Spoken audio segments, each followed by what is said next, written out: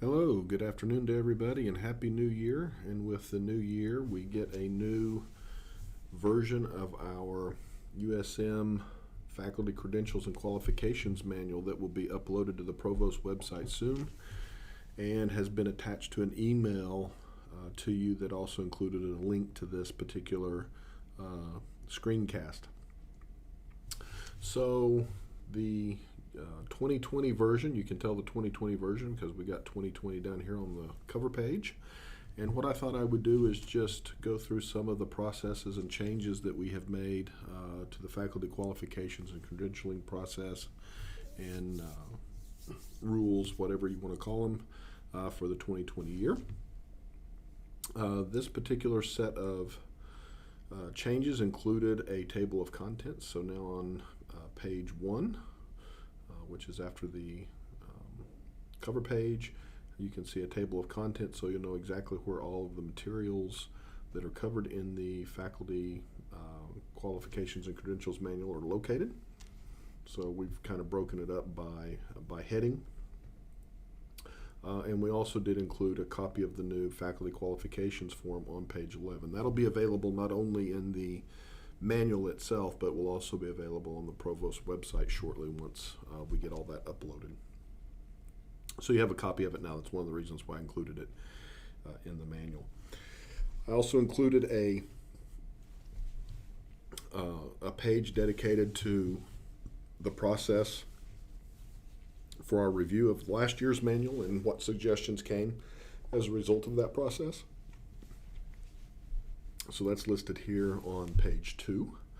And so it tells you that I met with all of the college credentialing officers and we discussed things from last year's manual. We discussed the processes and we talked with each other about what we could do to maybe make some improvements this year. And so the main changes to the manual are listed here on this page.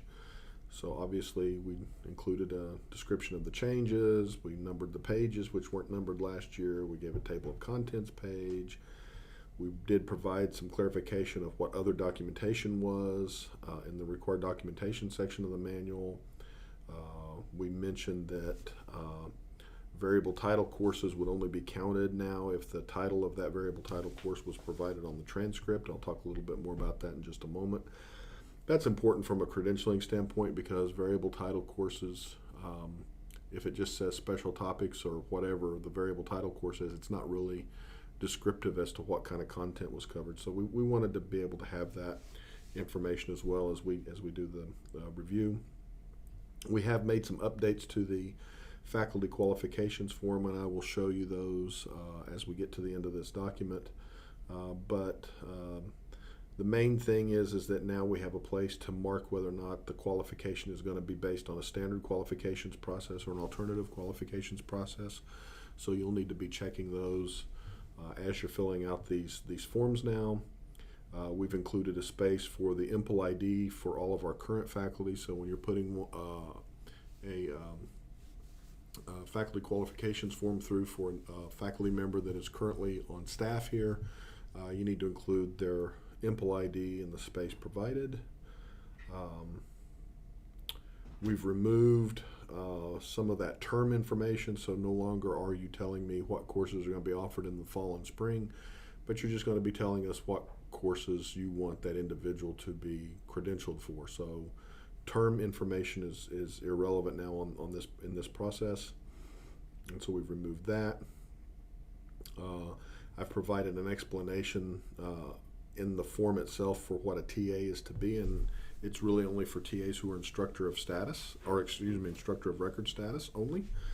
And then on column 4 we've modified that to include instructions on linking the course level student learning outcomes to the alternative qualification criteria. And so I also list who the college credentialing officers were for the various colleges when we made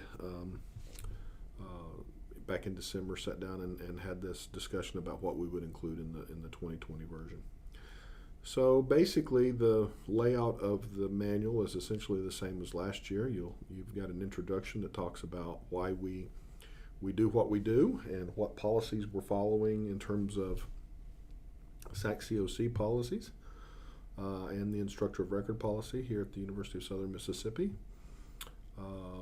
We outline the responsibilities of each party that's involved in getting a faculty member credentialed to teach a course or courses. So we talk about the faculty responsibility, the school level responsibility, college level, and of course my level in the provost office. We talk about required documentation. This is where we did make a little bit of a change. So we did have some issues last year with, in terms of alternative qualifications, where we were saying that a supervisor's letter may be needed if you were basing that alternative qualification on work experience. We have included now other documentation can be used, but it does need to show the breadth of experience and accomplishment, kind of similar to what you would expect of a supervisor's letter. That documentation is open. It can be a lot of things. You can use portfolios, you can use external letters from non-supervisors. You just really have to use your best judgment in terms of determining what kind of documentation would be sufficient to show that that particular individual can teach that particular course with those particular student learning outcomes. And so if you have a variety of different types of documentation, feel free to include it. Appropriate terminal degrees and majors, that really didn't change. We did have some changes in the standard qualification section. So if you were going to mark a faculty member as a standard qualification, we did add some additional information here, especially here at the note, where it does tell us that all variable title courses must have the title of the course listed on the transcript to potentially be applied to the 18-hour minimum rules that are listed here. So anywhere where it says 18-hour minimum excludes this, that, and the other, it also excludes now variable title courses if the title of that course is not provided. So for example, I used to teach a variable titles course many years ago, and but the topic that I was covering was on mass spectrometry, and so we always had the registrar's office list the title of that course as from the topic that I was teaching. So you always want to make sure that you do that so that those types of things can be captured on a transcript for a student. So that kind of information is there. We have the alternative qualifications process here at the end of page 5, which talks about the different types of things that can go into an alternative qualification. That really hasn't changed much from year to year. We have a section on courses without an academic discipline and activity courses. So that talks about those kind of courses like our UNV courses, our honors courses, etc. What needs to go into that when we qualify faculty members to teach those types of courses. Also a reminder on our study abroad, so here on the top of page 7 you'll see we have a discussion on study abroad courses. This hasn't changed from last year, so if you're familiar with it, you're good. But basically, if you put a faculty member in to teach a particular course that also has a CA designation, that faculty member by default is qualified to teach both the regular course and the study abroad version of that course, as the learning objectives and course content are really the same. So if you put through for a person to teach a particular course and then you want them to teach the CA designated course that for the same thing, just contact the registrar's office. They will know that faculty are automatically credentialed if they have the regular course under their credentials list to teach the CA designated course. We go through, talk a little bit about the qualifications process. There are some changes to the USM faculty qualifications form, as I mentioned earlier. So you'll want to make sure that you look at the new form. Here's a cutout of that particular form, and you can see here at the very top of the form, or just right before the 4 columns that you're familiar with, we ask you to place an X by the qualification type. You'd place an X here if it's a standard qualification, or you'd place an X here if it's an alternative qualification. I will state that if you are submitting a single faculty qualification form and it contains a mixture of both alternative and standard qualifications, please mark an X before both of them, and then you will have to explain over here in column 4 about the the alternative qualifications. But you can put both standard and alternative qualifications on a single form. You just need to mark both areas with an X. And so this first point right here is the qualification type, which is described here. You'll also notice in column 1, I've put a space explicitly for the IMPL ID. Only fill this out for current staff. If it's a new hire, you would just leave that blank. And then, of course, you'll put the name and whether or not they're full-time, part-time, or TA. And then, of course, there's a little asterisk here to TA to give you a further explanation of what TA is here. And that's only for teaching assistants serving as instructor of record. So if they're going to be instructor of record and completely responsible for the course, you would need to fill out a faculty qualification form for them. If they are a teaching assistant who is truly assisting you in your teaching of a particular course for which you are an instructor of record, you do not need to fill out a faculty qualification for them to teach that course because they are not the instructor of record.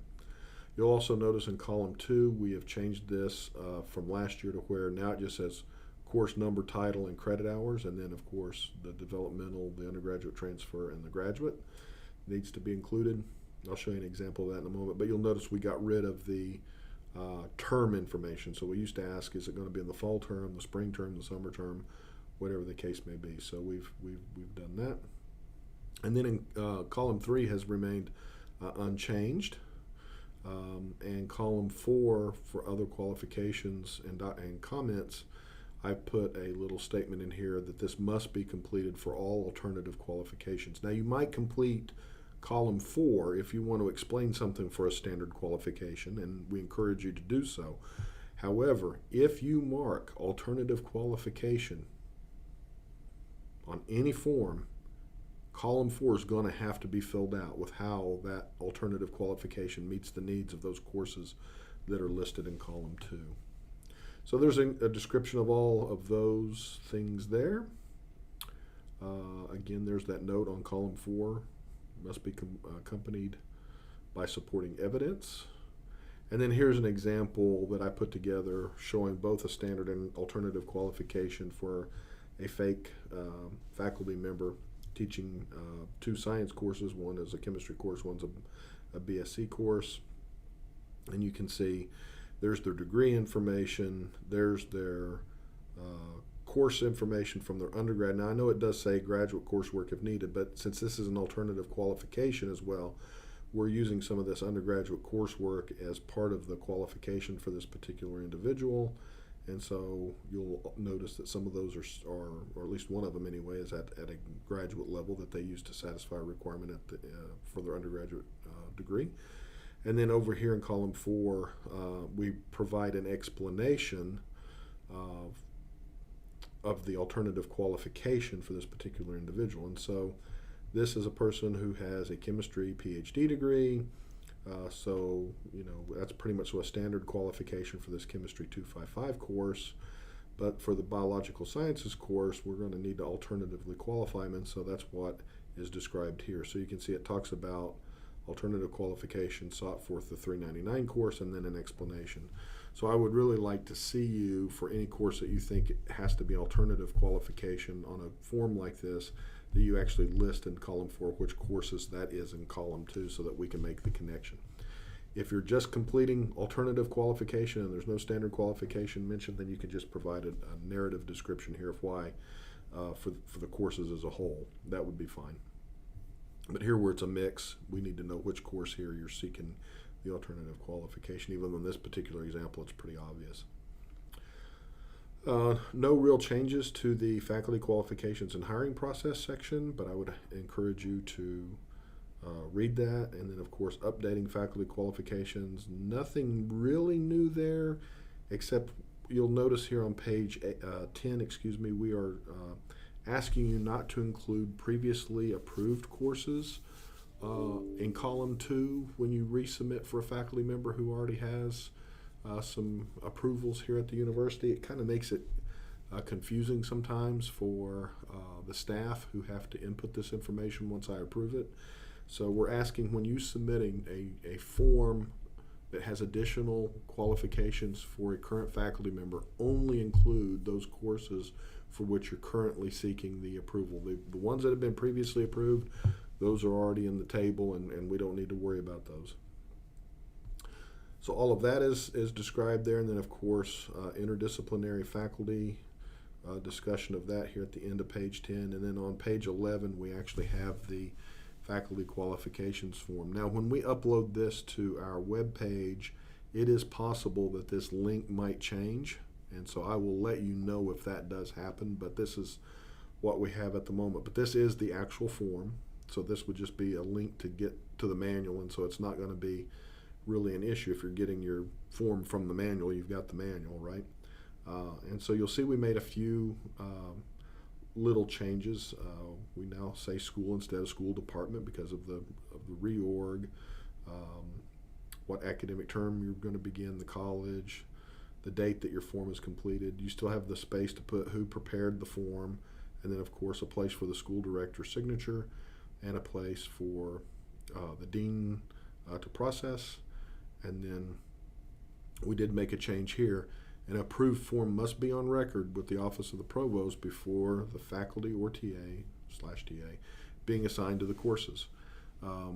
We still do get some faculty qualifications forms that are coming for that particular semester.